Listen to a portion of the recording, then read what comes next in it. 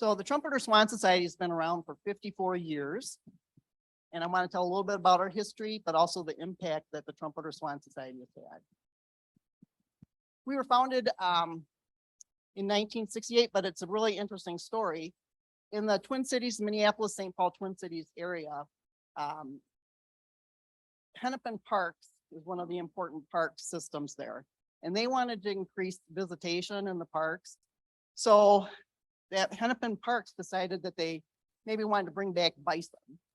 But Fred King, who was the commissioner of the parks at the time, went to Bob Burrows from the U.S. Fish and Wildlife Service and said, hey, what do you think about us doing bison? And Bob Burrows said, well, everybody does bison. Why don't you do trumpeter swans? They're pretty rare. So Fred took that back, and the park system decided that they wanted to do that. And in 1966, Hennepin Parks went out to Red Rock Lakes National Wildlife Refuge and brought back their first pair and put in the Twin Cities area. And over the next subsequent years, they brought back an additional 40 subadults. And this is a picture, it's a watercolor of the very first nesting pair in Minnesota that took place in 1979. And this was a pair from that had come from originally from Red Rock Lakes. Well, Fred King must have been an amazing guy because he had all kinds of connections. And two of the people that he knew were from Delta, Waterfowl Research Station up in Manitoba. And Al Hochbaum and Peter Ward were his friends. And he asked Al Hochbaum, well, what do you think about trumpeter swans and having this restoration program down in Minnesota? And Al thought it was a great idea. So in September of 1968, the actual founders of the Trumpeter Swan Society were the staff members from Hennepin Parks. That's what the HP stands for. But also Pink Bittermouth from the Wildlife Management Institute, Al Hochbaum from Delta, and Peter Ward from Delta. So right from the get-go, we had these really superb people as part of our founders. But not only that, Fred, through his connections, wrote to a lot of people, influential people, and asked them to become charter members of the Trumpeter Swan Society. So we had some really cool people be our original members, including John Frosty Anderson of the Audubon Society, Winston Banco, I'm sure most of you know, who wrote the monograph on trumpeter swans from Red Rock Lakes, Charles Bell, who was chairman of the board of General Mills, Walter Breckenridge, you may not know him, but in Minnesota, he's very well known for the Bell Museum of Natural History, Clarence Cotton, who was a former assistant director of what is now the U.S. Fish and Wildlife Service, Jeffrey Matthews, and Peter Scott, who I'm hoping you international people are very well aware of. We're also charter members. So we have really a stellar chart. Our founding was really stellar. And I think a lot of that was due to Fred and Al and all their networks. So our first board of directors was Fred King, Al Hochbaum from Delta, Bob Burrows from the U.S. Fish and Wildlife Service. And I point that out just to let you know that the Fish and Wildlife Service was right there from the get-go, and then other people as well. And as of 2022, we've had 72 different people serve on our board. And right now, I just want to let you know, I love my board. I appreciate my board. They just have a whole lot of integrity. And Mike Anderson will be talking on Thursday about some of our strategic conservation priorities, and we want to get your input on that. Well, a few months after founding in September of 68, the very first newsletter of the Trumpeter Swan Society was set out in January of 1969, and it announced the very first conference. Okay, so 53 years ago was the first conference, and it was in McGregor, Minnesota. And that first newsletter also shared the purpose of the Trumpeter Swan Society. And some of that is what we're actually doing this week. Was promoting research into the ecology of trumpeter swans, but of course here, because it's international in scope as well, we're going to be sharing information about swans of the world. Another purpose was to advance the science and art of trumpeter swan management, and we'll be doing that as well. To be a focal point of assembling all the data, which is what we're doing as well this week. Provide a framework for the exchange of knowledge about trumpeter swans. That happens here as well.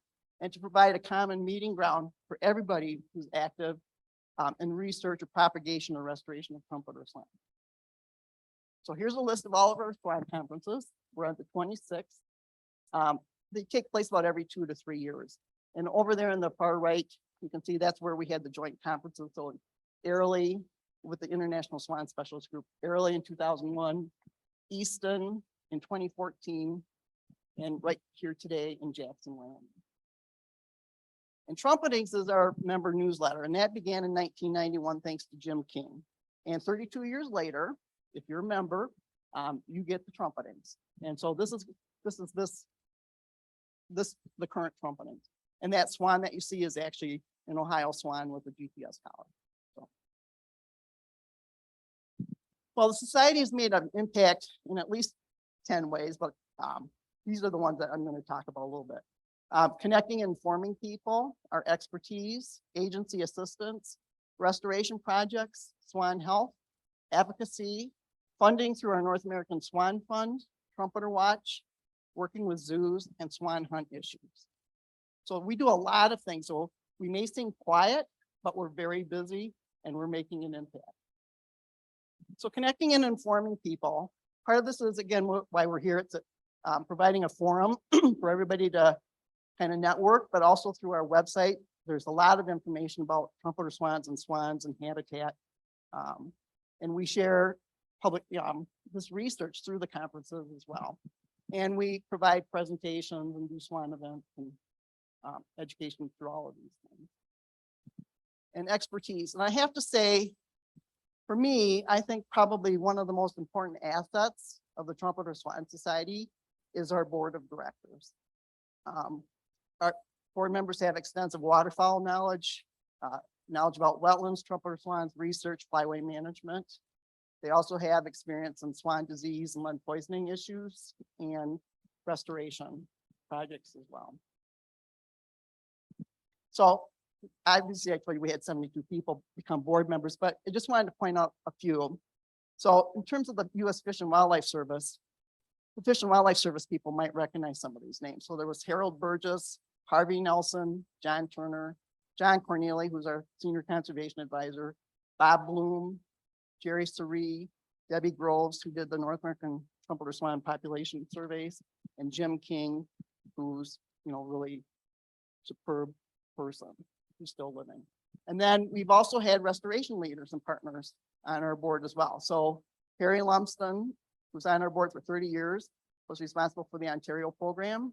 Joe Johnson was responsible for the Michigan program. Ron Andrews began it, and Dave Hoffman, who's here, were responsible for the Iowa restoration program. Larry Gillette and Dave Weaver continued the Hennepin Parks system. Dale Becker, who's here, was on our board and did the Flathead program. Sumner Madison, on our board, did the Wisconsin restoration program. And Dave Lockman was very important in the Wyoming restoration.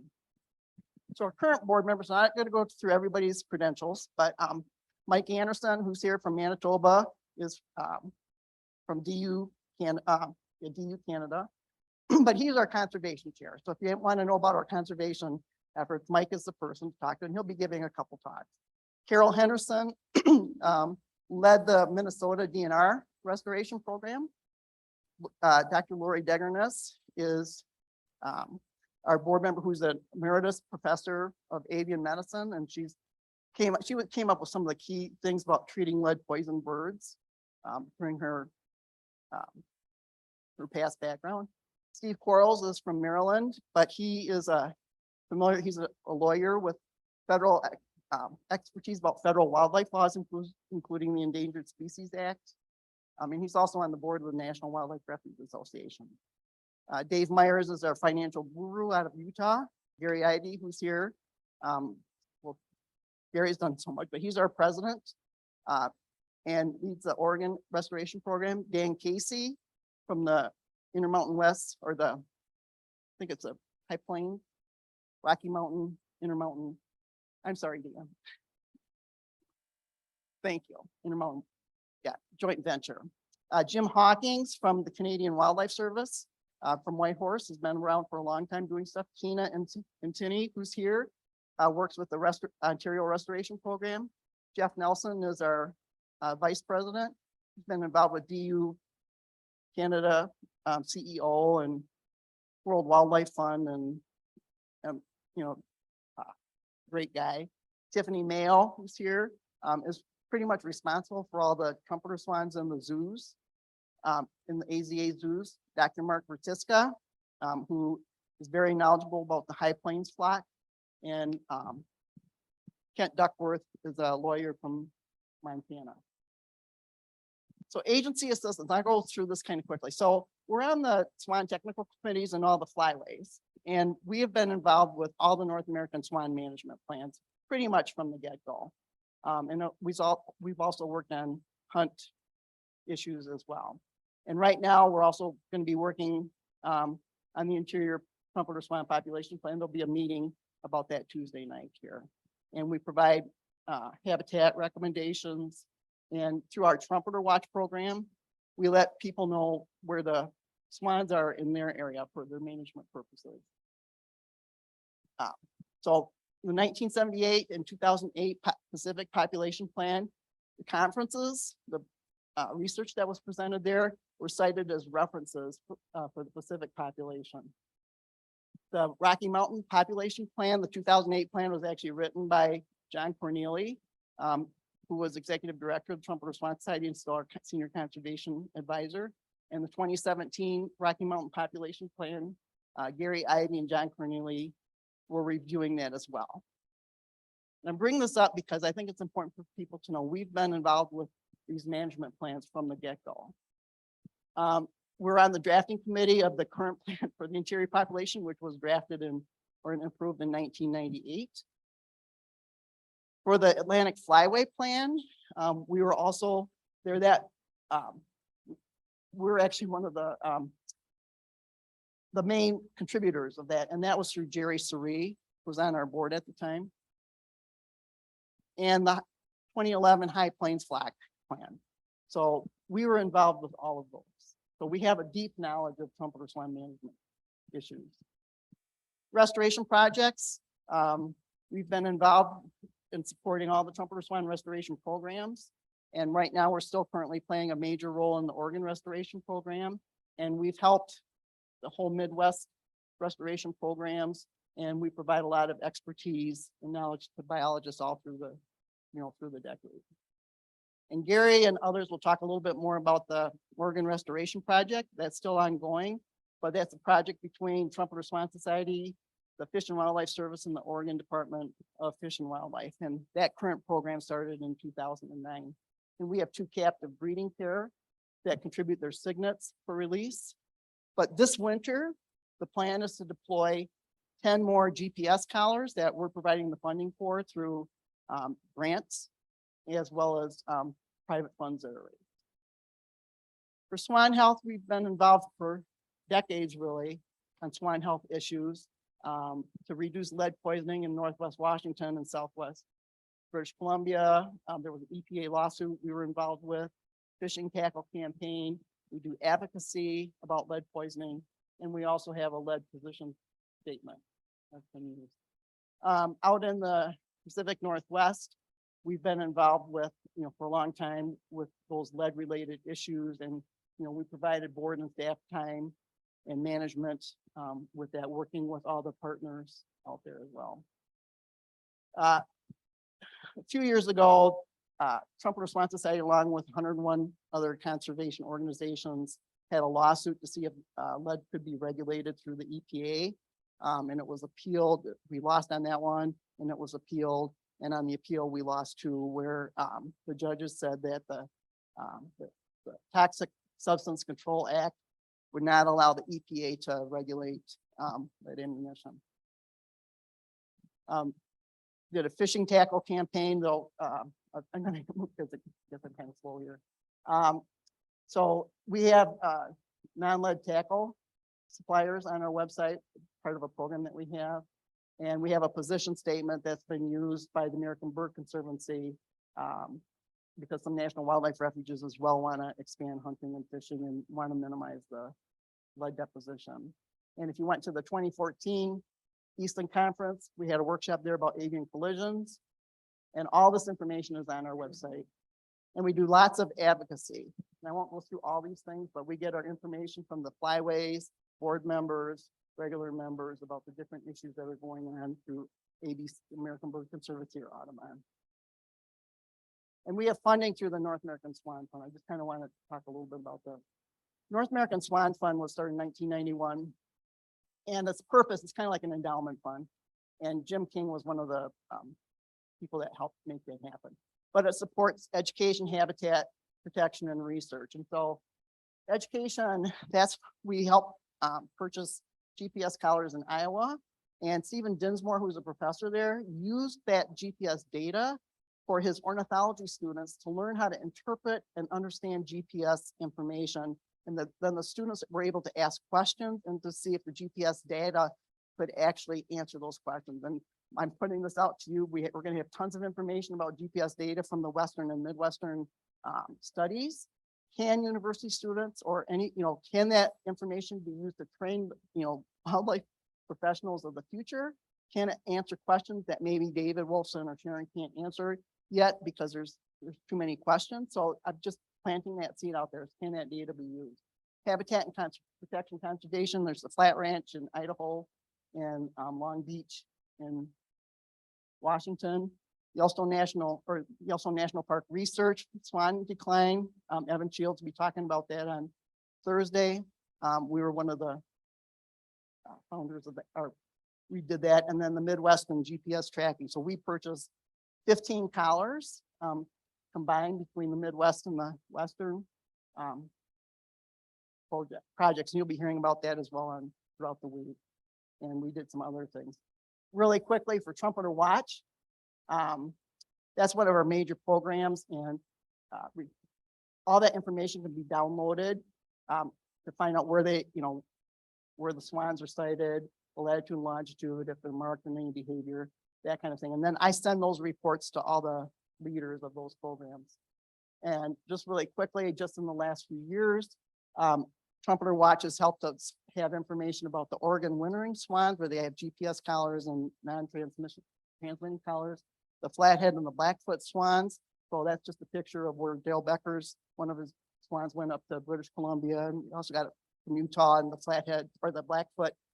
I got reports up in Calgary as well. We get reports from some of the Yellowstone National Park swans, the rehab swans. You'll be hearing as well about the rehab swans in Washington. And so K35, I send those reports to Kyle Spragans and Lori Wilson. But K35 was a swan that was rehabbed, and I got a report about that swan up in North Pole, Alaska, in British Columbia, and down in Washington. And the only way we know about those things is by people actually reporting them. And just on the right there, the GPS swans, 125 swans were collared for the Midwest project, and we received Trumpeter Watch reports and pictures of 61 of those. So that's about half of those swans I received reports on. And then I also got reports of swans that Anna, of the signets of the parents who had done that as well. So I know we need to get going. Okay.